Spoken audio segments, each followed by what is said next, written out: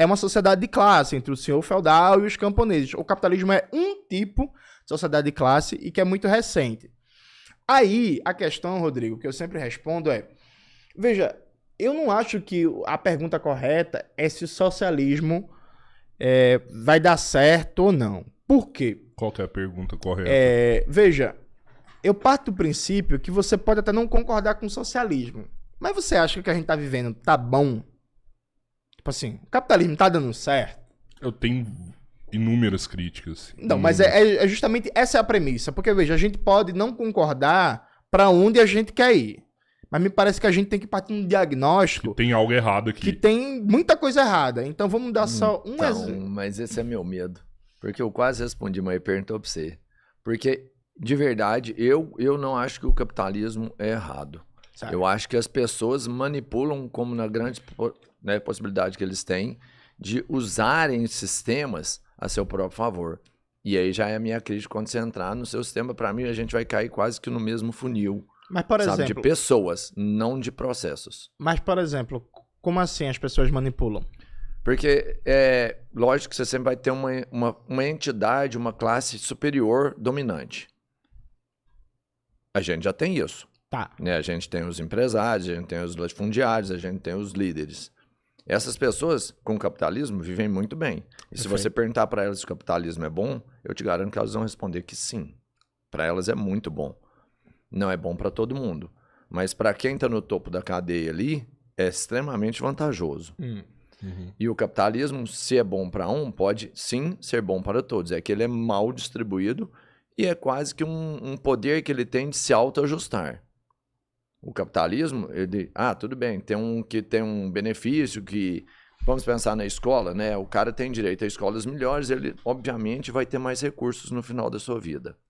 De um cara que não tem que nem sabe se tem uma faculdade, que a faculdade não paga, esse cara está extremamente limitado. Mas ele ainda mesmo assim, eu vejo que ele tem oportunidades, como você teve, de alguma forma, talvez por mágica, encontrar um caminho e ser bem sucedido. Independente financeiramente, mas intelectualmente. Você acha que o capitalismo permite ele virar o jogo da vida dele? Como pessoa, pelo menos, se é possível. Sabe, ele não te iguala. Então, assim, o capitalismo para mim é errado? Claro, eu acho que talvez mal distribuído, mas eu vejo ele ainda como a melhor forma de equalizar a balança. Eu vejo que nessa balança, mesmo discrepante, existem possibilidades da pessoa conseguir ser uma boa pessoa no final de sua vida. Perfeito. Vamos lá. Entendeu? Assim, a minha percepção, mas é muito massa estar aqui, porque você vai me mostrar uma coisa que eu ainda não enxerguei. Eu entendo, Roberto, mas vamos pensar essa questão a partir de duas dimensões. Primeiro, uma dimensão global, depois uma dimensão mais nacional a nível de Brasil. Boa. Primeiro, a dimensão global. O sistema capitalista é um sistema mundial, hoje, né? A imensa maioria dos países do mundo são países capitalistas. A gente tem uma divisão internacional do trabalho capitalista. Aí eu vou te dar dois exemplos do que é a divisão internacional do trabalho capitalista. Significa basicamente assim. Hoje, todo mundo já ouviu falar do chocolate suíço ou do chocolate belga, né? Que é um dos mais vendidos do mundo, procurados do mundo e por aí vai. Só que assim, não nasce cacau nem na Suíça, nem na Bélgica. Onde é que nasce cacau para fazer o chocolate? É fundamentalmente na Costa do Marfim e alguns países africanos e também na América Latina. Como é que funciona? A Costa do Marfim você tem hoje 4 milhões de pessoas que vivem da agricultura familiar plantando cacau e que vivem na miséria. Sim. Esse cacau ele é comprado por empresas suíças e belgas por um preço definido pelas empresas que controlam a cadeia produtiva. Né? Então, os agricultores vivem ali na miséria, comendo pão com diabo amassou. É provável, inclusive, que morram sem nunca provar um chocolate, diga-se de passagem, porque estão na miséria. E aí, esse cacau é levado para a Europa, processado lá, transformado em chocolate e comercializado globalmente com lucros exorbitantes para os donos dessas empresas, os acionistas, os CEOs, os controladores. Num dia que apareceu um governo da Costa do Marfim dizendo assim, ó, a gente quer acabar com isso, a gente quer aumentar o valor pago pelo cacau nosso produzido e a gente decidiu que a gente vai usar nossas terras mais férteis não para plantar cacau, para abastecer a cadeia de suprimento de vocês, mas sim para plantar o que o nosso povo precisa para combater a fome, já que metade da população da Costa do Marfim está passando fome. No dia que isso acontecer, o governo da Suíça, o governo da Bélgica, junto com a própria União Europeia, vai ameaçar de sabotagem, vai ameaçar de bloqueio econômico, vai ameaçar de golpe de Estado, vai tentar assassinato, etc, etc, etc.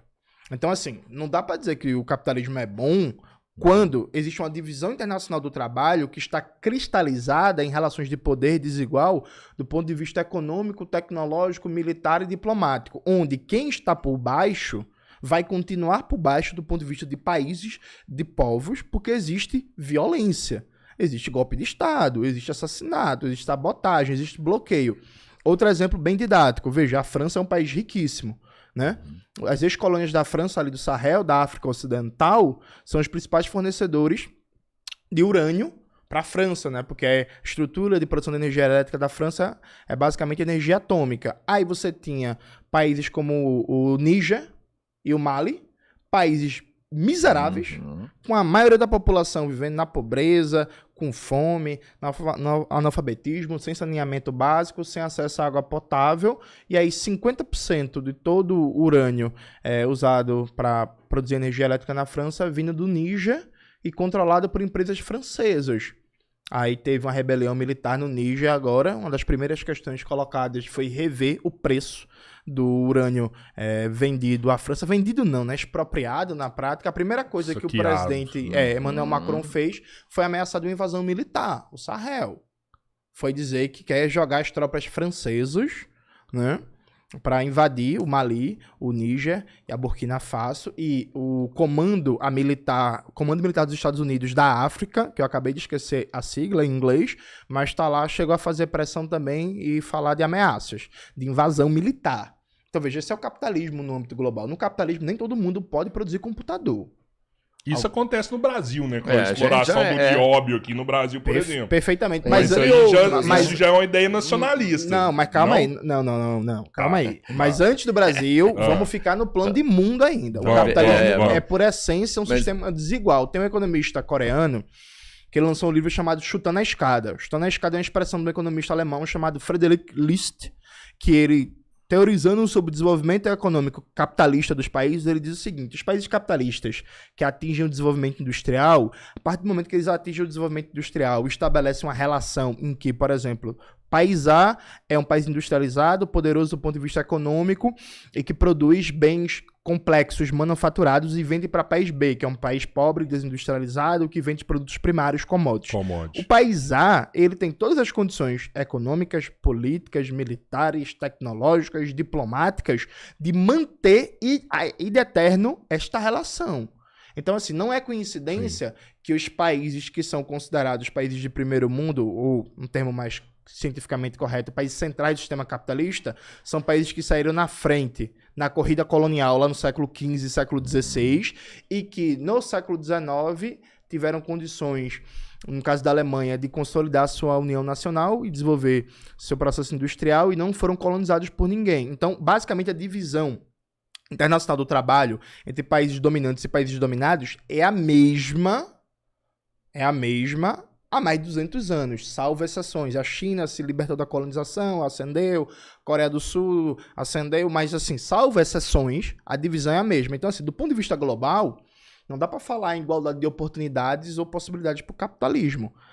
Estatisticamente falando, se você nascer na Bolívia, se você nascer na Angola, se você nascer no Moçambique, se você nascer no Peru, se você nascer no Nepal, se você nascer no Sudão, estatisticamente falando, a chance é você nascer, chances altíssimas de morrer antes de completar 2 anos, mortalidade infantil, e se você conseguir superar o risco de mortalidade infantil, a perspectiva, estatisticamente falando, é que você vai ter uma vida miserável, sem oportunidade educacional, passando fome, e vai morrer antes dos 60 anos, depois de uma vida de exploração desgraçada. Então, assim, esse é o capitalismo no plano global.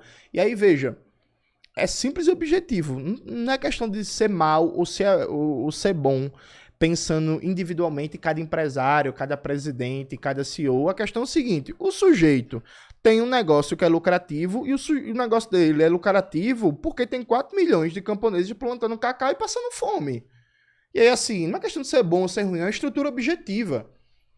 A taxa de lucro dele depende daquela divisão internacional do trabalho que diz que o camponês da Costa do Marfim tem que passar fome produzindo um cacau e recebendo um valor irrisório. Se isto for mudado, aquele capitalista da Bélgica, da Suíça, sua taxa de lucro vai ser afetada. Então aqui é uma estrutura econômica objetiva, não é problema de pessoas. O próprio Marx, no livro 1 do Capital, ele fala assim, eu não debato com pessoas, as pessoas são suporte das estruturas. Eu estou fazendo um debate aqui sobre estruturas historicamente constituídas socioeconômicas de relações de produção e de propriedade.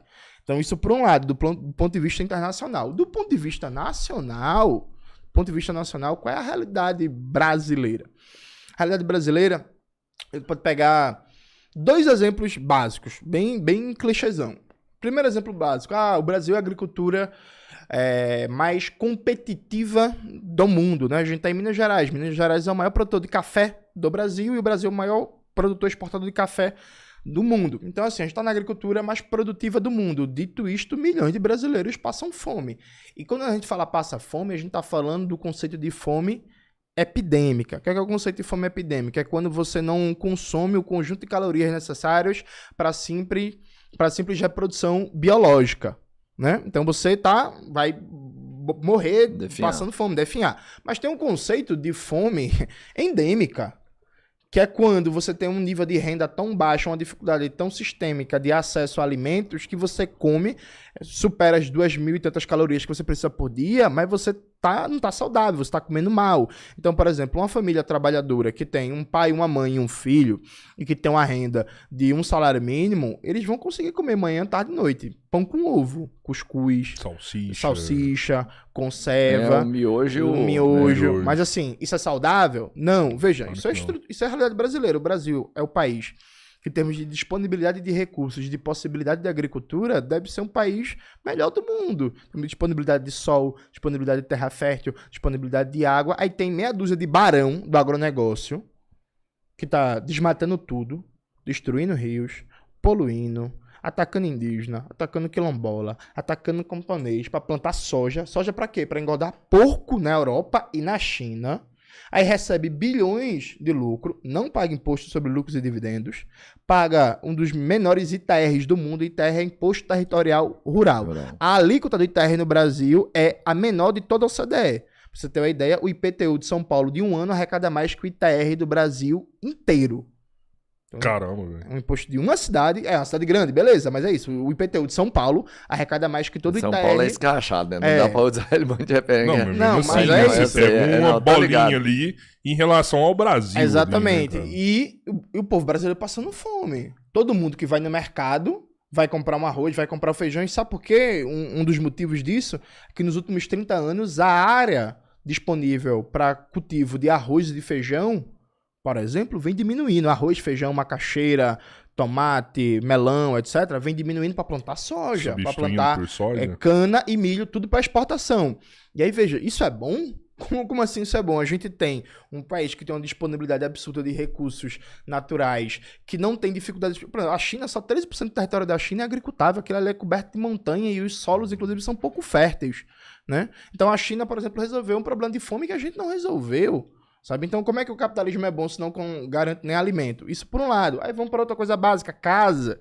Hoje, no Brasil, 40 milhões de brasileiros ou não tem casa ou moram em situação precária. Sendo que o Brasil, vamos comparar, por exemplo, com o caso o Japão, que é um negócio montanhoso, uma ilhazinha desse tamanhinho, lamentável, cheio de terremoto, cheio de BO e tal. O Brasil não tem esses problemas de ocupação territorial, né?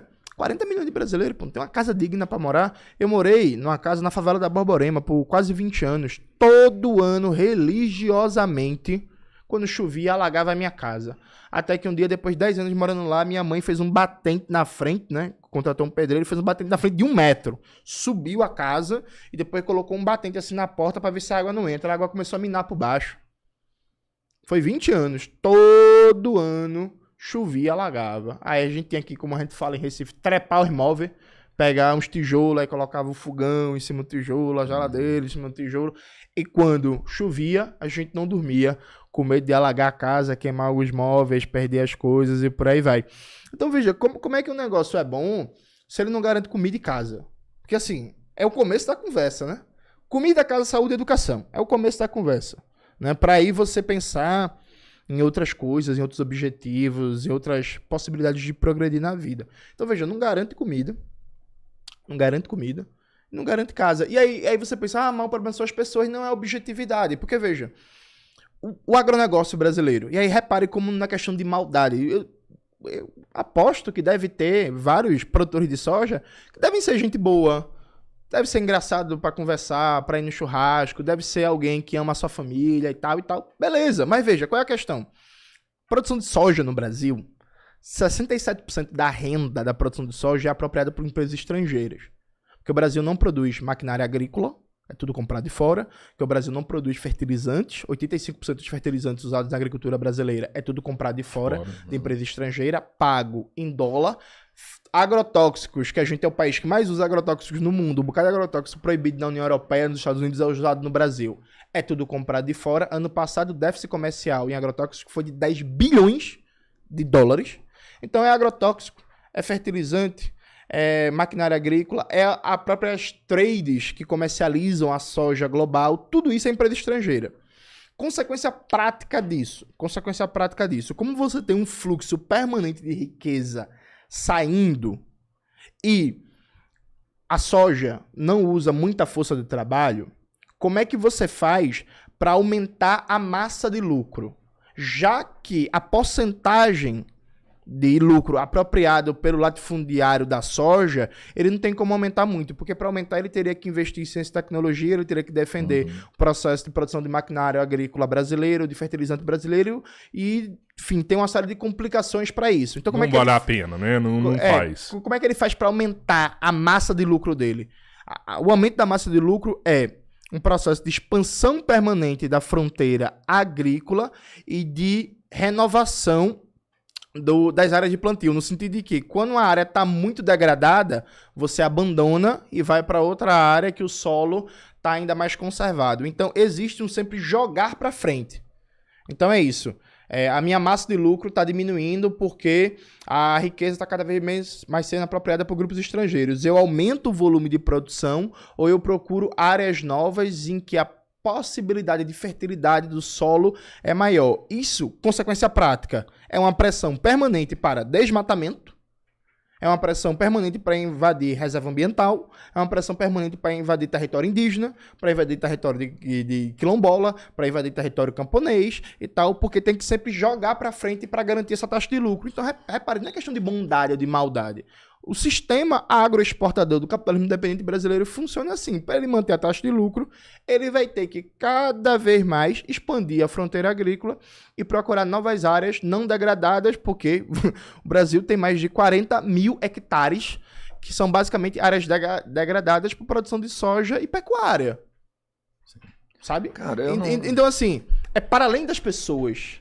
É um problema de sistema. É um problema de lógica produtiva. Não importa se o fulano é bom ou ruim, se é bonito ou se é feio. Nesta lógica produtiva, mesmo a gente tendo a agricultura mais competitiva do mundo, as pessoas vão continuar passando fome e o meio ambiente vai continuar sendo destruído. Nesta lógica produtiva, mesmo a gente tendo uma geografia excelente, obrigado, para transporte sobre trilho, para moradia, para tudo isso, a gente vai continuar vivendo esse inferno urbano com um engarrafamento monstruoso, sem metrô, sem trem, não sei o que, com 40 milhões de pessoas sem ter uma casa digna para morar. Eu te convenci? Não, cara, são argumentos maravilhosos, é interessante e é quase palpável quando você pontua, quando você explana tão bem sobre o assunto. É bem legal de entender isso.